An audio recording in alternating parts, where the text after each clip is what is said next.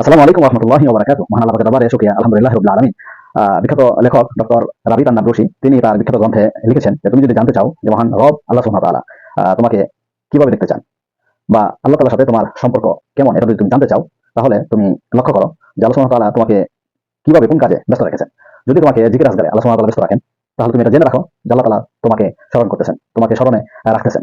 তিনি আর বলেন যদি তুমি দেখো যে তুমি কোরআন মশগুলে ব্যস্ত আছো তাহলে তুমি এটা জেনে রাখো যে আল্লাহ সুবহানাহু ওয়া তাআলা তোমার সাথে কথা বলতে চান। তিনি আরো বলেন যে যদি তুমি দেখো যে তুমি দোয়ার মধ্যে মশগুল আছো তাহলে তুমি জেনে রাখো আল্লাহ সুবহানাহু ওয়া তাআলা তোমাকে কাছে টানতে চান। তিনি আরো বলেন যে যদি তুমি দেখো যে তুমি মানুষের সাথে বেশি মশগুল তার মানে আল্লাহ সুবহানাহু ওয়া তাআলা তোমাকে অপমানিত করতে চান।